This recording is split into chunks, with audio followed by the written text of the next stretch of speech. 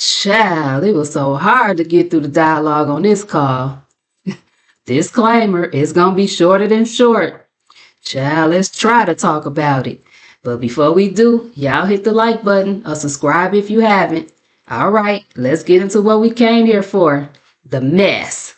So the call opens up with Mushmouth Deon starting the call off with negativity.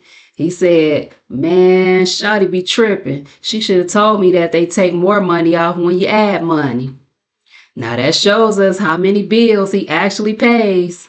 Fools, most establishments have service fees, okay?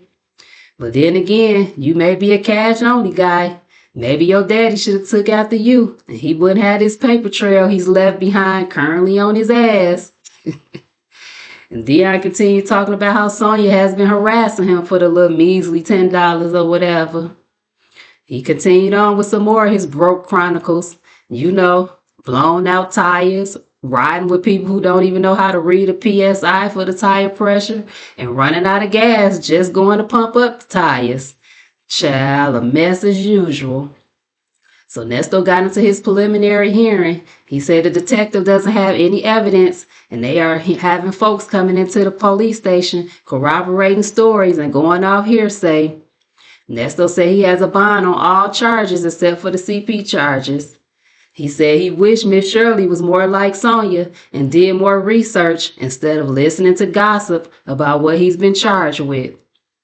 Nah, you just wish Miss Shirley justified your BS like Sonya and not use her common sense. Now, Miss Shirley was trying to stand by her man until Steve bopped her upside her head with what her future would look like if she continued to be stupid. And Miss Shirley said, okay, Louboutins in, Ernesto out. And she has now left you trapped in the closet. Simple as that. Now, Nesto got into how Dre pissed him off for trying to question him about his CP charges. Slickback started talking trash about Dre and was like, but in the midst of Dre questioning me, I told him to send me some money. Slickback started cackling about how he was still able to get that $20 out of Dre when it was all said and done. Baby, slicker than oil on that duck in that Dawn commercial, for real. Nesto got into how Dre asked him what he was going to be with Miss Shirley. He said, man, she on her own. I got to save my damn self. He said she got the fat lady in her ear, her daughter in her ear, so I got to let it ride. So he mad because Miss Shirley has a support system. Nesto told Deon he wished he could get on a podcast so he can get the truth out. And Deon tried to tell his daddy that he bought 2 podcast mics and was thinking about starting up one. And his dream-killing daddy slapped his son with a backwards compliment and told him, you know how many people would join your podcast to see what you got to say about this? He said you wouldn't have to work for the rest of your life. But then he turned around and drop-kicked him with, but that's just not your game. Deon said, right. Child, it's times like this when you really be regretful of the men you had children with. Poor Deon. They got into how there's no money out here, and Deon tried to tell his daddy some more of his dreams and how he was trying to survive this inflation. And Nesto's selfish ass ended the conversation with, yeah, I'm gonna be just fine.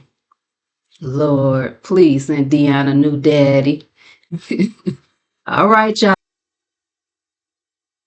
Doom, doom, doom, doom, doom, doom, doom, doom, doom, doom. Go on and on. Can't understand how it lasts so long. Hey, yeah, it's Gemini season, which means it's my birthday in 7 days. Now, I usually tell y'all to keep them purses closed, but if y'all can go on them wallets and hit that cash app, that's $ the number 1 classy boots.